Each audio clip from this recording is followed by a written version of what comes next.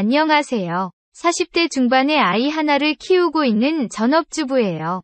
저에게는 몇 달 전부터 만나고 있는 특별한 남자친구가 있어요. 비록 자주 만나지는 못하지만 만나는 날만 기다려지고 만나면 정말 천국에 온 것처럼 좋아요. 남자친구를 만난 이야기 사연 보내봐요. 저는 어려서부터 영어를 곧 잘했어요. 중학교 때 영어를 처음 접했는데 그때 영어 선생님이 너무나도 멋있었어요. 20대 후반의 서울 출신의 선생님이었는데 서울 표준어 말투도 너무나도 매력적이었고 키가 많이 크지는 않았지만 자상하고 유머러스해서 짝사랑을 했어요. 영어 선생님께 예쁨을 받고 싶어서 영어 공부를 열심히 하다 보니 자연스럽게 영어를 잘하게도 되었고 좋아하게도 되었어요. 물론 10대 때의 짝사랑이기 때문에 사랑이 이뤄지지 않고 끝나기는 했지만 그 덕분에 제 인생이 많이 바뀌게 되었어요.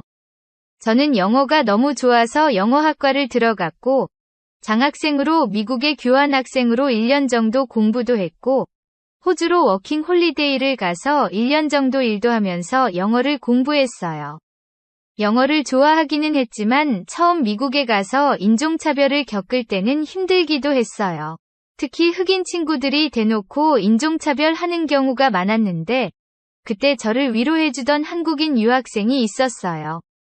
자연스레 친해지게 되다 보니 사랑이 싹 텄고 마지막 3개월 정도 전부터 사귀기 시작했어요. 타국에 있으면서 외롭다 보니 서로에 대한 마음이 깊어졌고 저는 처음 그 남자친구에게 안기였어요. 기존까지는 혼전순결까지는 아니었지만 그래도 첫정은 결혼할 상대에게 주려고 했었어요.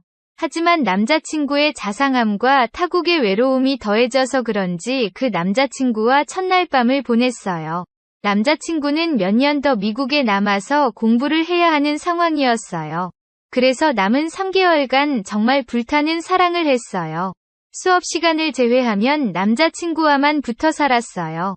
우리는 숙소, 사람이 오지 않는 공원과 야산에서 쉴 새 없이 서로를 안았어요. 제 귀국 날짜가 다가올수록 서로에 대한 사랑은 정점을 치솟았고 마지막 일주일은 숙소를 빌려서 밖에도 나오지 않고 사랑만을 나눴어요. 귀국하는 날 우리는 서로 오열하면서 아쉬워했고 연락도 자주 하면서 사랑을 이어나가기로 했어요. 처음엔 그렇게 될 줄 알았지만 사랑은 국경선을 넘기가 힘들었어요. 헤어지고 나서 몇 달 되지 않아 싸움이 빈번해졌고 그렇게 남자친구와는 이별을 했어요. 그전까지는 남자에 대한 생각이 많이 없었어요. 하지만 전 남자친구로 인해서 사랑의 맛을 한번 느끼니 남자에 대한 생각이 많이 들었어요. 그전에도 저를 좋아하는 남자들이 몇 명 있기는 했지만 딱히 사귀고 싶다는 생각이 들지는 않았어요. 하지만 밤이 되면 남자 품이 그리워지는 날이 있었고 남자를 만나야겠다는 생각이 들었어요. 한국에 돌아와서 학교를 다니면서 제대 후 복학한 오빠가 저에게 호감을 드러냈고 고백을 했어요. 그 오빠 외모는 제 스타일이 아니었지만 키도 크고 몸도 좋았어요. 그래서 고백을 받아주었어요. 사귀고 나서 얼마 안 돼서 오빠에게 안기었어요. 오빠는 참 잘했어요. 첫 남자친구는 정신적으로 궁합이 맞았다면 오빠는 육체적으로 궁합이 맞았어요. 오빠는 학창시절부터 잘 나가던 소위 일진 비슷한 출신이었어요. 그래서 중학교 때 처음을 시작으로 해서 여자 경험이 많았다고 했어요. 군대에서 외박을 했을 때는 돈을 주고서라도 했었대요. 그만큼 욕구도 많았지만 경험도 많아서 참 잘했어요. 오빠와는 성격이 많이 맞지 않았어요. 나쁜 남자 스타일이라 세심한 배려가 없었어요. 첫 남자친구는 저의 모든 걸 배려해줬는데 오빠는 배려라고는 전혀 없었어요. 그래서 허구한 날 다투었어요. 헤어지자고 한 적도 엄청 많았어요. 하지만 그러고 나서 오빠 자취방에서 안기어 하루 자고 나면 언제 싸웠냐는 듯 기분이 너무나도 좋았어요. 저는 집에서 통학을 했었고 통금 시간도 있는 편이었어요.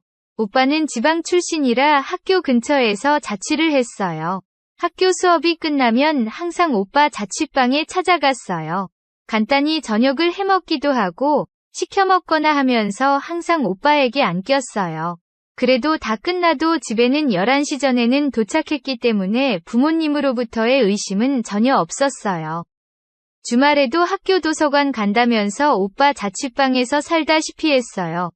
물론 중간에 도서관에 가서 공부를 좀 하기도 하고 부모님께 인증샷도 찍어드린 후에 오빠 집에서 오붓한 시간을 보냈어요.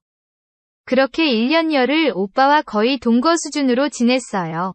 학교에서도 이미 공식적인 커플이었고 저는 오빠랑 궁합도 너무 잘 맞아서 졸업하고 결혼을 할 줄 알았어요. 그렇게 같이 졸업을 했고 취직을 했어요. 저는 그래도 학점이 좋은 편이고 외국에 단기 교환학생으로 다녀온 경험도 있어서 그런지 괜찮은 직장에 한 번에 취직을 했어요. 하지만 오빠는 학교도 그냥 설렁설렁 다니고 놀기만 좋아했기 때문에 학점이 좋지 않아서 취직이 되지 않았어요.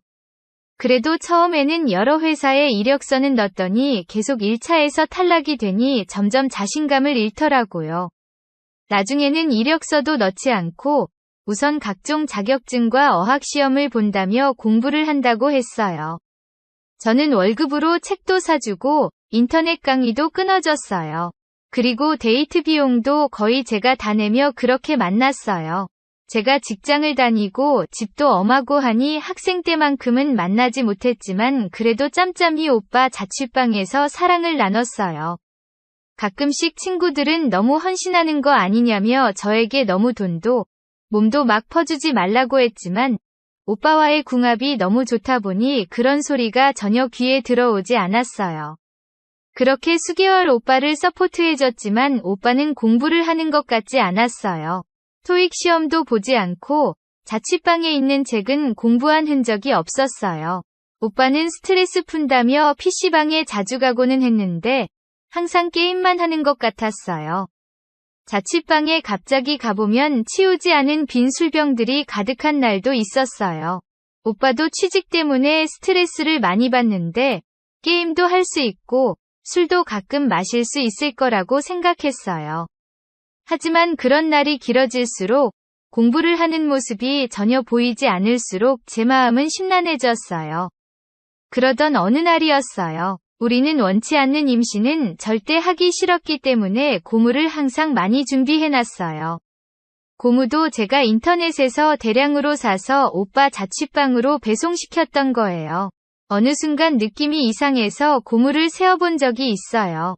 분명 시킨 지 얼마 안 되었는데 많은 고무가 없어진 것을 느꼈어요. 그때까지만 해도 오빠를 믿었기 때문에 이유를 물어봤고 오빠는 친구가 놀러왔을 때 생각나서 줬다고 했어요. 그래도 우리 사랑을 위해서 제 돈 주고 산 걸 친구에게 인심 쓰는 척 준 게 기분이 좋지 않기는 했지만 표현을 하지 않았어요. 그렇게 몇 주가 흘렀고 그때는 회사 일 때문에 간만에 오빠네 집에 갔어요. 오빠가 끼니를 잘 챙겨 먹지 않는 게 걱정이 돼서 오랜만에 맛있는 거 해주려고 장도 보고 갔었어요. 한참 요리를 하고 쓰레기를 쓰레기통에 버리는데 사용한 고무의 흔적이 있었어요. 그때 느낌이 왔어요. 오빠는 제가 대주는 돈으로 다른 여자랑 바람을 피고 있던 거였어요. 그전에는 한 번도 그런 적이 없는데 오빠와 사랑을 나누고 오빠가 잠깐 잠이 들었을 때 오빠의 핸드폰을 봤어요. 그 안에는 다른 여자와 주고받은 메시지, 그리고 다른 여자를 안고 있는 걸 영상을 찍은 게 있었어요. 저는 너무나도 큰 충격을 받았고 그 순간 뭐 어떻게 해야 할지 몰랐어요. 오빠와 궁합이 너무 좋았기 때문에 그냥 모르는 척 계속 만날까도 생각했어요. 하지만 제가 준 용돈으로 그 여자에게 맛있는 걸 사준 것까지 아니 이상 더 이상 만날 수는 없었어요. 그래도 몸은 오빠를 원하고 있었어요.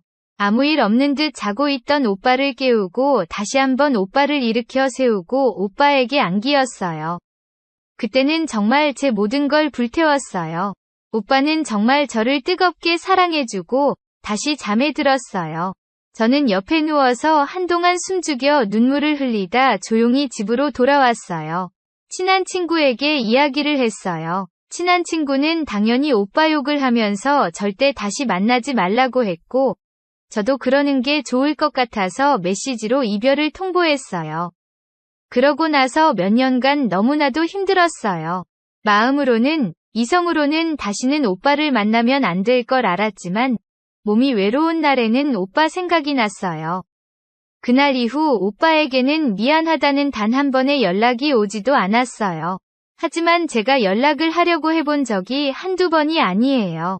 전화번호를 지웠지만 술만 마시면 생각이 났고 언젠가는 술에 취해 정신을 차려보니 오빠네 자취방 근처였어요.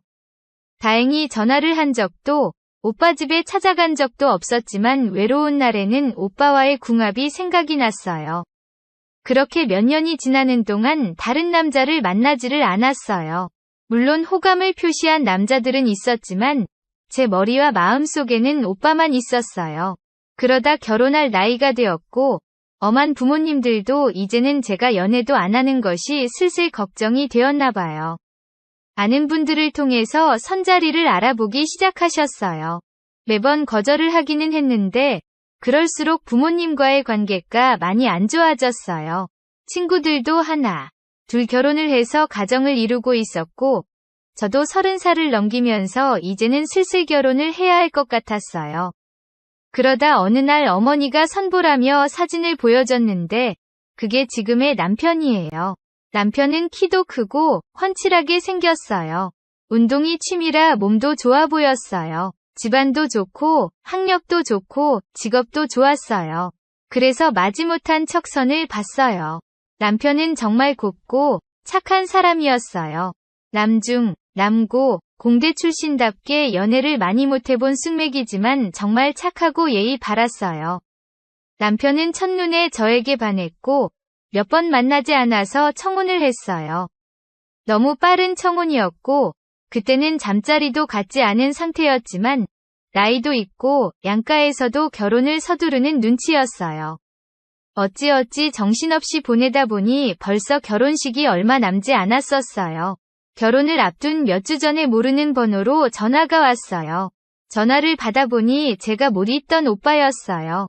제 결혼 소식을 친구에게 듣고 축하한다고 전화를 했다고 했어요. 저는 한동안 아무 말도 못하고 있었고 오빠는 자기 할 말만 하고 끊으려고 했어요. 저는 무슨 정신에서 그랬는지 모르겠지만 만나자고 했어요. 제 갑작스러운 요청에 오빠는 당황했지만 그래도 한 번 보자고 했어요. 오랜만에 오빠를 보는데 정말 눈물이 앞을 가렸어요. 오빠는 적당한 곳에 취직을 했고 아직 결혼은 하지 않았다고 했어요. 그냥 얘기를 하면서 술을 마셨고 저는 오빠에게 안기던 그 시절이 생각이 났어요.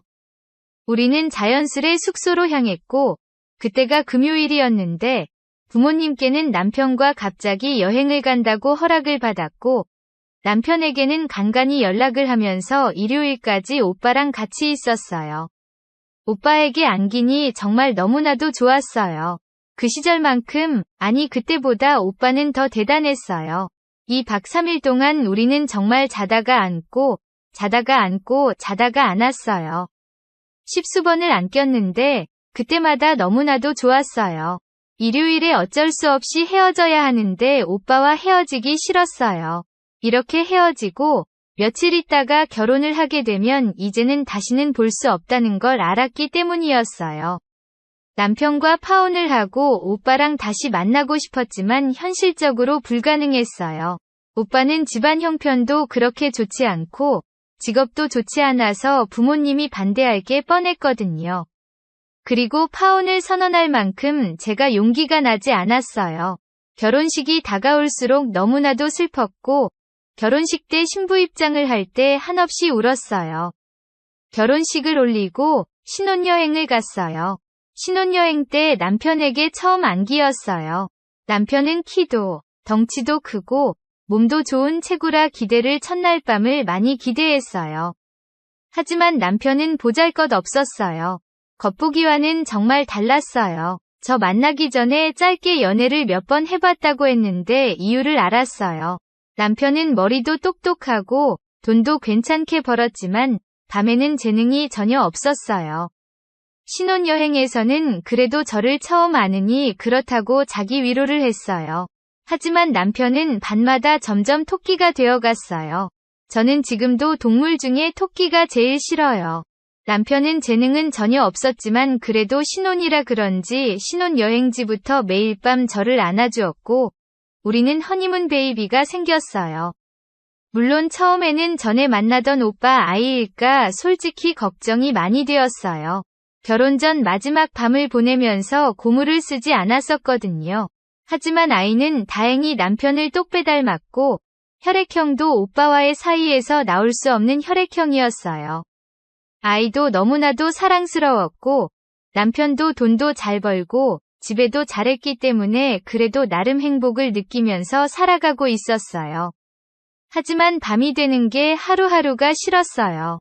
남편은 토끼면서도 자주 저를 안기를 바랬고 저는 별 느낌도 없이 그냥 남편의 욕구를 풀어주는 기계가 되는 것 같았어요. 낮에는 너무나도 행복했지만 밤이 되면 너무나도 불행해졌어요. 그러던 어느 날이었어요. 친구 중에 비혼인 친구가 있는데 간만에 기분 좀 내자며 같이 놀자고 했어요. 제가 자주 나가는 편은 아니었고 남편과 집에도 잘했기 때문에 남편도 제 외출을 아무 소리 없이 허락해 주었어요. 밤새 놀고 친구네 집에서 하루 자고 간다고 미리 얘기를 하고 친구를 만나러 갔어요. 친구랑 간만에 술을 마시며 놀다 보니 술이 많이 들어갔고 친구는 이럴 때 스트레스를 풀라며 저를 이태원으로 데리고 갔어요. 저는 아줌마이긴 하지만 그래도 피부가 좋아 30대 중 후반으로 보이는 나이이고 친구는 더 동안이라 30대 초 중반으로 보였어요. 그래서인지 클럽에 가서 노는데 남자들이 많이들이 붙기 시작했어요. 물론 20대 후반에서 30대 초반 정도 되는 남자들이었어요. 20대 초 중반 되는 남자애들에게 우리가 눈에 들어올 일은 없었겠죠. 처음에는 남편과 아이 생각에 들이대는 남자들을 컷했는데 친구는 들이대는 남자들과 매우 즐겼어요. 중간에 술을 한 잔 마시면서 춤을 추다 보니 저도 업이 되었고 언제 이렇게 놀겠냐며 신나게 놀기 시작했어요.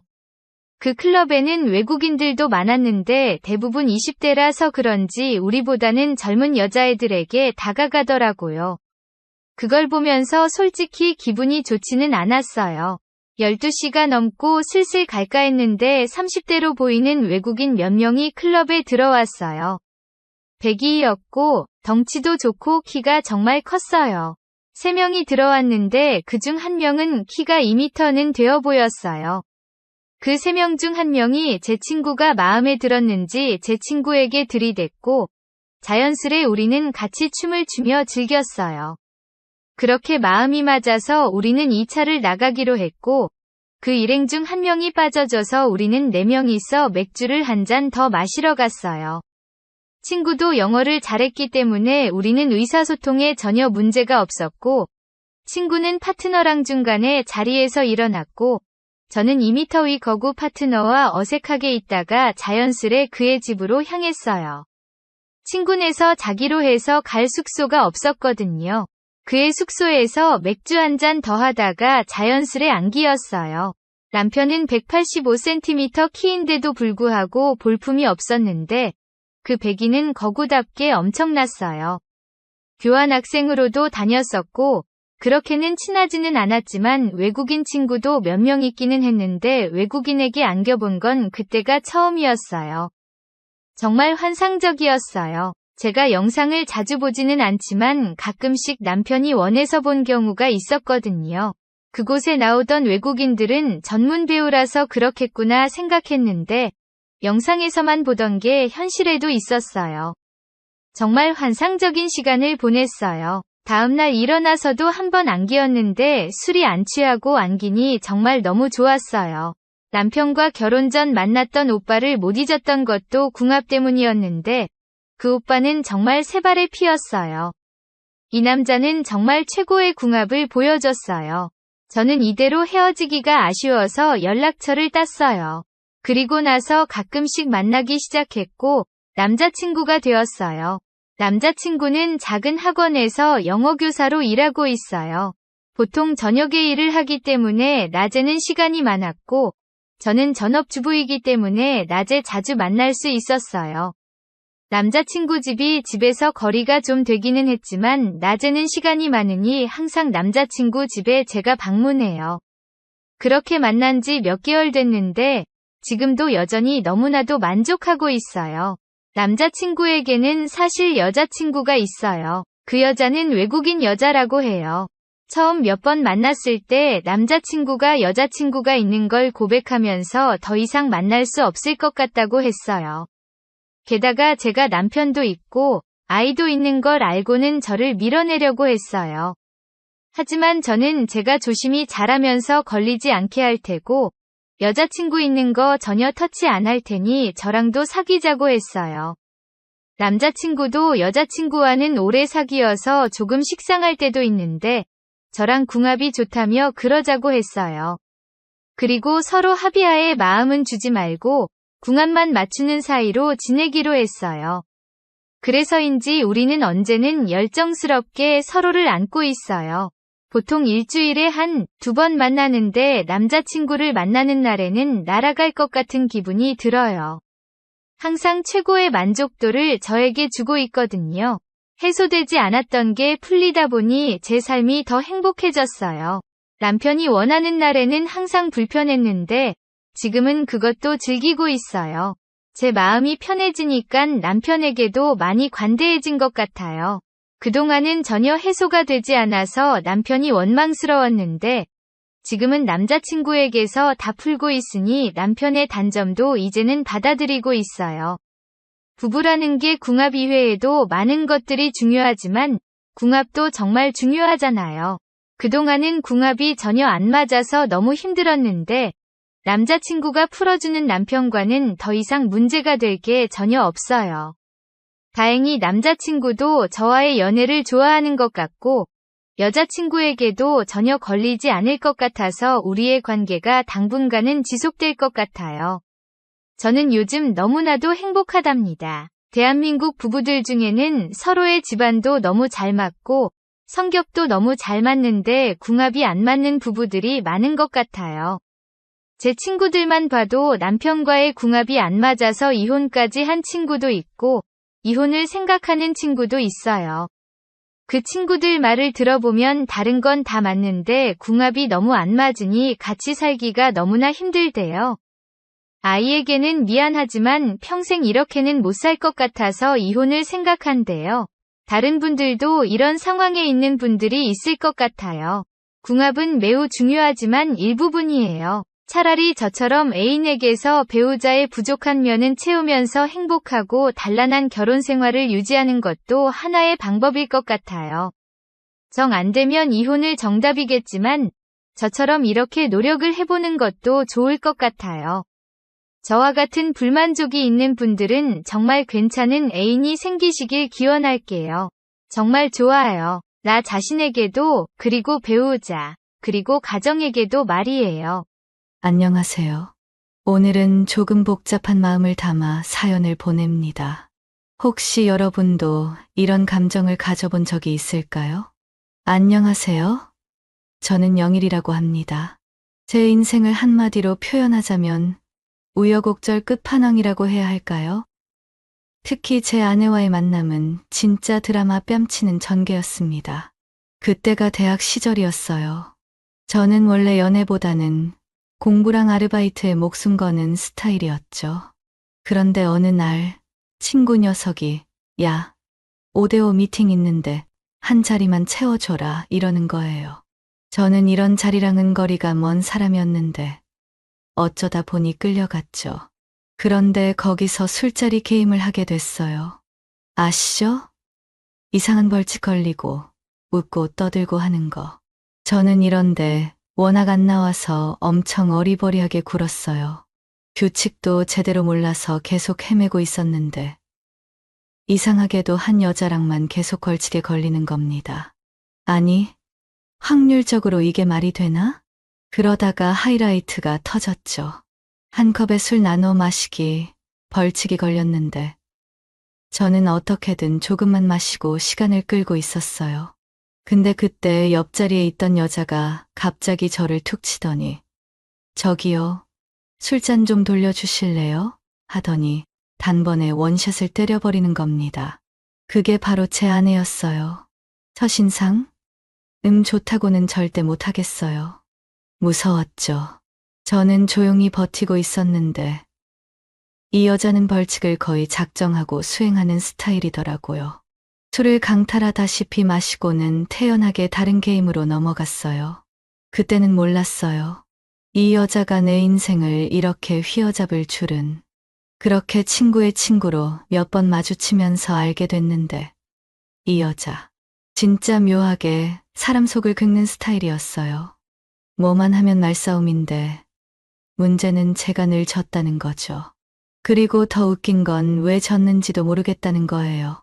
근데 또 이상하게 그게 싫지만은 않더라고요. 어느 순간부터 그녀랑 티격태격하는 게 제 하루의 재미가 돼버렸어요. 연애도 진짜 롤러코스터였죠. 사귀자마자 대판 싸우고 3개월 만에 쫑났다 싶더니 또 다시 만나고 지지고 볶고 아슬아슬하게 이어지는 관계. 근데 결정적으로 결혼을 해야겠다고 확신한 순간이 있었어요. 어느 날 비가 억수같이 오던 날이었는데 제가 감기 몸살로 골골대며 강에 등고 있었거든요. 근데 갑자기 우비를 뒤집어 쓴 여자가 강의실로 쿵쾅 들어오는 거예요. 야, 이래서 너 같은 인간이랑 엮이면 안 된다니까. 이러면서도 죽 한 그릇을 내밀더라고요. 그때 딱 깨달았어요. 아, 이 여자는 내가 아무리 힘들어도 내 옆에 있을 사람이구나. 그렇게 온갖 우여곡절 끝에 결혼을 했고 지금은 뭐 적당히 티격태격하면서도 잘 살고 있습니다.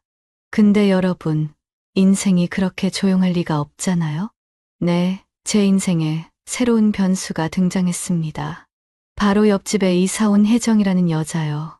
그날은 조용한 여름 오후였고 저는 마당 정리를 하고 있었죠. 땀이 줄줄 흐르는 와중에도 기분 좋게 움직이고 있는데 어디선가 싱그러운 비누향이 스쳐 지나가더라고요. 뒤를 돌아보니 혜정이 서 있었어요. 여름 햇살을 받아 유난히 반짝이는 그녀. 더운데 무리하면 안 돼요. 보리차를 내밀면서 다정하게 웃는데 저는 얼떨결에 받아들고 한 모금 마셨죠. 이거 뭔가 분위기가 묘하게 흘러가는 것 같지 않아요? 혜정은 원래 제 아내의 고등학교 친구였어요. 그러니까 딱히 제 인생에 들어올 이유가 없는 사람이었죠. 그런데 우연히 옆집으로 이사를 오면서 매일같이 마주치게 됐어요. 아침에 쓰레기 버리러 나가도 저녁에 마당에서 맥주 한 캔 따고 있어도 심지어 편의점 가는 길에서도 그녀랑 눈이 마주치는 거예요. 솔직히 말해서 혜정이 엄청난 미인은 아니었어요. 근데 사람을 확 잡아끄는 묘한 분위기가 있더라고요. 말 한마디 없이도 분위기를 휘어잡는 스타일 있잖아요? 특히 그녀의 눈빛. 가만 보면 뭔가 장난기 어린데 또 그 속을 들여다보면 깊은 생각이 담긴 것 같기도 하고 그래서인지 그녀랑 눈을 마주칠 때마다 이상한 기분이 들었어요. 마치 무심코 한 발짝 더 다가서면 헤어나올 수 없을 것 같은 느낌. 진짜 이상했어요? 어느 날 혜정이 부부가 저를 저녁 식사에 초대했어요. 저는 그냥 밥 한 끼 하자는 줄 알았죠. 근데 분위기가 좀 이상하더라고요. 알고 보니 혜정이 남편이 저랑 친해지고 싶었다나요? 아니, 남자들끼리 친해지는 게 뭐 대수라고 일부러 저녁을 차린담. 좀 수상했어요. 식사가 시작되자마자 그 남편이라는 사람이 저한테 은근슬쩍 이것저것 묻기 시작하더라고요. 무슨 일 하세요? 부터 시작해서 와인은 좋아하시나요? 같은 뭔가 심상치 않은 질문들. 처음엔 그냥 가벼운 대화인가 했는데 점점 탐색전 같은 느낌이 들었어요. 괜히 제가 뭔가 검증이라도 당하는 기분이었달까요? 혜정이는 특유의 자연스러움으로 대화를 이끌었어요. 말도 부드럽게 잘하고 듣고 있으면 기분 좋게 만들어주는 타입 있잖아요. 그래서 어색할 것 같았던 저녁 분위기도 나름 괜찮았죠. 그날 테이블에 와인이 있었어요. 원래 저는 와인 잘 안 마시는데 분위기가 분위기다 보니 한 잔 따라 마셨어요. 근데 문제는 그때부터 혜정이랑 자꾸 눈이 마주치는 거예요. 처음엔 그냥 우연인가 했는데 아니었어요. 진짜 뭔가 있었다니까요. 그녀도 일부러 피하는 기색 없이 저를 빤히 보더라고요. 가끔 잔을 기울이며 조용히 웃는데 그게 또 묘하게 사람을 흔드는 느낌이랄까요? 아, 이건 아니다 싶어서 속으로 착각이다. 와인 탓이다. 이러면서 정신 차리려 했어요. 근데 문제는 집으로 돌아오는 길에도 자꾸 그녀가 떠오르더라고요. 특히 그녀가 와인을 한 모금 마시고 살짝 웃으면서 와인 맛 괜찮죠? 라고 했던 그 순간. 그 미소가 머릿속에서 계속 맴돌았어요. 미치겠더라고요. 며칠 후 장마가 끝나고 오랜만에 해가 쨍쨍하게 떴어요. 아내가 아침부터 출근 준비하며 잔소리를 퍼부으면서 우리 집 마당 관리 좀 해. 잡초가 사람 키만 해. 이러는 바람에 마지못해 바깥으로 나왔죠. 사실 솔직히 말하면 귀찮았어요. 마당 정리라는 게 하면 끝도 없고 안 해도 딱히 큰일 나는 것도 아니잖아요. 근데 아내가 한마디 하면 그게 또 무시 못할 일이 되더라고요. 그래서 어쩔 수 없이 장갑 끼고 삽질 좀 하고 낙엽도 쓸면서 대충 정리하고 있었죠. 땀이 주르륵 흐르고 허리는 끊어질 것 같고 아, 진짜 이러다 더위 먹겠네. 하고 있는데 어디선가 상쾌한 비누향 같은 게 스윽 퍼지는 겁니다. 고개를 돌리니 또다시 혜정이 등장. 손에는 얼음 동동 띄운 보리차? 더운데 너무 무리하지 마세요. 그녀가 잔을 내밀며 살짝 웃는데 와, 진짜 이 타이밍 뭐죠?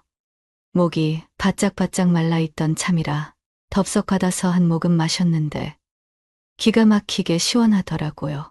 근데 문제는 그 다음이었어요. 혜정이 제 이마를 힐끗 보더니 수건을 꺼내서 스윽 닦아주는 거예요. 순간 온몸이 얼어붙은 것처럼 멈칫했어요. 땀 닦아주는 거야 별거 아닐 수도 있는데 뭔가 너무 자연스러웠다고 해야 하나요? 그게 끝이 아니었어요. 보리차를 한 모금 더 마시는데 혜정이 한 발 다가오더니 제 목덜미를 스치듯 만지면서 나지막이 말했어요. 열사병 걸리면 안 돼요. 그러다 쓰러지면 제가 업어드려야 하나? 장난기 어린 미소였는데 그 손끝이 닿는 순간 뭔가 싸하게 전기가 찌릿 흐르는 기분이 들었어요. 이건 그냥 걱정이었을까요? 아니면 뭔가 더 있는 걸까요? 그런데 그때 아내가 딱 맞춰 집으로 들어왔어요. 혜정은 별일 아니라는 듯 태연하게 손을 흔들고 자기 집으로 가버렸고 저는 그 자리에 멍하니 서서 얼이 빠졌죠. 머릿속이 복잡해서 도대체 이게 무슨 상황인지도 정리가 안 되더라고요. 아내는 집에 들어오면서 저를 힐끔 보더니 한숨을 푹 쉬면서 말했어요. 혜정이랑 너무 친해지는 거 별로 좋지 않을 것 같아. 처음엔 무슨 뜻인가 싶었어요. 그런데 아내의 다음 말이 가관이었습니다. 혜정이 예전에도 친구 남자친구 빼앗아서 난리 난 적이 한두 번이 아니야. 거의 도화살이 따로 없더라니까. 무슨 마성의 여자도 아니고 남자들 홀려서 사고 치는 게 취미인지 뭔지 하여튼 조심해. 내가 무슨 생각하는진 모르겠는데 너도 모르게 휘둘릴 수도 있어. 그 말을 듣는 순간 뒤통수를 세게 얻어맞은 것 같았어요. 갑자기 머릿속에서 엄청난 퍼즐 조각들이 맞춰지기 시작했죠. 지금까지 느껴왔던 묘한 감정들 이게 다 착각이었을까? 아니면 진짜로 혜정이 나를 흔든 걸까? 그런데 문제는 이미 늦어버렸다는 거예요. 머리로는 정신 차리라고 소리치는데 가슴은 이미 반쯤 넘어가고 있더라고요. 혜정이 내 머릿속에서 그리고 마음속에서 점점 더 깊이 자리 잡고 있다는 걸 깨닫는 순간 제 심장은 미친 듯이 뛰고 있었습니다. 진짜 큰일 났어요. 그날 밤 마당에서 연초를 태우고 있었어요.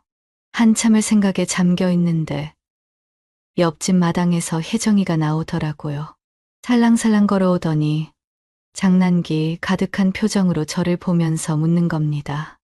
혹시 저 마음에 들어요? 순간 머릿속이 하얘졌어요. 솔직히 부정할 수 없었죠. 이미 제 마음은 혜정에게로 기울어 있었으니까요. 그런데 이걸 이렇게 대놓고 물어보니 더 정신이 아득해지더라고요. 저는 당황한 채 얼버무렸죠. 아내가 집에 있는데 이러면 곤란하지 않겠어? 그런데 혜정이는 갑자기 피식 웃더니 믿기 힘든 말을 내뱉었어요. 근데 말이죠. 이미 우리 집에 당신 아내 와 있어요. 내 남편이랑 아주 즐기고 있더라고요. 뭐, 순간 심장이 철렁 내려앉았어요. 장난치는 건가? 아니면 내가 뭔가 잘못 들은 건가? 하지만 혜정은 너무나 태연했어요. 심지어 한 걸음 더 다가오면서 속삭이듯 덧붙이더라고요. 혹시 나한테 끌리면 너도 같이 즐길래? 그제야 알았어요. 혜정 부부는 그런 취향이었던 거죠. 그리고 결국 우리 부부도 그들의 세계에 빠져들게 되었습니다. 이게 맞는 건지 잘못된 건지 솔직히 지금도 잘 모르겠어요. 하지만 한 가지 확실한 건 그날 이후로 우리의 관계는 이전과는 완전히 달라졌다는 거예요. 오늘 영상도 끝까지 시청해 주셔서 감사합니다. 구독과 좋아요, 알림 설정까지 꾹꾹 눌러주시면 저에게 큰 힘이 됩니다. 다음 영상에서 더 재미있는 이야기로 찾아오겠습니다. 안녕.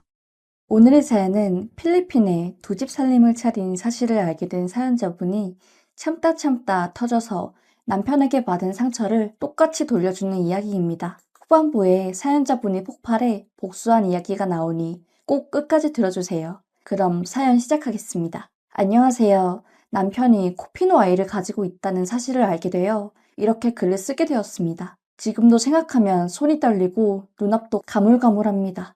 다름이 아니라 다른 곳에 말할 곳도 상의할 곳도 없어서 이렇게 글을 올려요. 지금 이 순간에도 눈물은 하염없이 흐르네요. TV나 그런 데서 코피노 아이들에 대해 나올 때 나중에 저 남자들 결혼할 여자는 참 안 됐다 생각했고 제 남편도 예전에 필리핀에 어학연수를 다녀온지라 순간 혹시 하다가도 제 남편 성격을 잘 알기에 그럴 리 없다고 철석같이 믿고 그저 남일로서만 걱정했고 제 이야기일 줄은 몰랐습니다. 저희는 6년 연애해서 결혼한 지는 2년이 안 됐고 현재 둘 다 30에 접었습니다. 둘 다 20대 초반에 만나 남들만큼 서로 좋아하다가 2년 전쯤에 남편이 1년 코스로 필리핀 어학연수를 다녀왔습니다. 그런데 거의 매일 통화했고 특히 밤에 통화했고요. 항상 전화를 하면 집에서 공부 중이었던 남편. 어떻게 그런 일을 저질렀는지 전혀 생각도 못했고 나만을 사랑한다고 보고 싶다고 빨리 한국에 돌아가고 싶다며 몹시 저를 그리워하던 남편. 지금 생각해보면 진짜 죽여버리고 싶을 정도로 가증스럽네요. 일주일 전에 남편이 친구에게 전화를 받고는 밥도 안 먹고 가게도 안 나가고 하루 종일 방 안에서 멍하니 있길래 어디가 아픈지 아니면 뭔 일이 있는지 물었습니다. 당연히 대답 안 하고 그냥 친구에게 안 좋은 일이 생겨서 그렇다더군요. 워낙 평소에도 친구 일이라면 두 손 두 발 다 들고 나서는지라 그날도 그냥 그런 줄 알았습니다. 그런데 가게 나갔다가 점심에 어떻게 됐나 걱정돼서 잠시 집에 들렀는데 남편이 전화 통화하는 소리가 들렸는데 영어로 통화를 하더라고요. 뭐지? 하면서도 영어에는 조금 무식한 저인지라 무슨 얘기를 하는지도 모른 채 듣고 있다가 베이비 어쩌고 저쩌고 하는 이야기가 들리고 대충 이메일로 어쩌고 하는 이야기가 들리더라고요. 베이비라. 물론 필리핀 사람 빼고 영어로 대화할 일 없는 남편이고 베이비라는 말에 순간 예전에 방송에서 봤던 코피노 아이들 얘기가 머리를 스치더군요. 설마 내 남편이? 이메일 어쩌고 하는 걸 보고는 남편 이메일을 몰래 뒤져봤습니다. 아무것도 없더군요. 뭐지? 내가 잘못 들었나? 생각도 했지만 이미 머리에 의심이 가득 찬지라 또 다른 내가 모르는 이메일이 있을 거란 생각으로 이메일 가능한 사이트를 전부 찾아서 하나씩 가입 확인을 했네요. 의외로 간단하더라고요. 모 사이트가 한 사람 이름으로 메일을 여러 개 만들 수 있더군요. 여튼 어떤 메일을 쓰는지 알아내고 남편이 항상 쓰던 비번을 쳐보니 그 비번도 안 되더군요. 비밀번호 찾기를 눌러도 주민번호와 생일이 일치하지 않는다고 못 찾게 돼 있고, 평소에 엄청 단순한 사람인데 참 용의주도하게 해놨더군요. 더 미심쩍어졌습니다. 결국 이것저것 쳐보다가 포기하고 남편에게 물어봤네요. 기억 안 난다고 딱 잡아떼길래 등본 보내서 비번 찾는다고 하니 순순히 불더군요. 사실 필리핀에 있을 때 딱 하룻밤 같이 보낸 여자가 있는데 술 먹어서 인사불성인 자기를 끌고 집으로 가서 잠자리를 하고 아기까지 낳았다네요. 아이 가진 거 알고는 자기 아이인지도 모르지만 일단은 중절하라고 돈까지 줬다고. 그런데 남편은 안 했다고 자신도 피해자라고요. 진짜 순간 어이가 없어서 웃음이 났습니다. 사람이 너무 황당하니까 실성을 한 건지 웃음이 나더군요. 죽어도 자기는 관계한 기억이 없다고. 그 애가 자기 애인지도 확실하지 않다고요. 그 말만 되풀이합니다. 어이가 없어서 다 거짓말 같더라고요. 일단 매일 비번 불러라 했습니다. 몇 번을 빌고 눈물까지 보이며 자기가 해결할 테니 자기 믿고 한 번만 모른 척 해달라고 애원하더군요.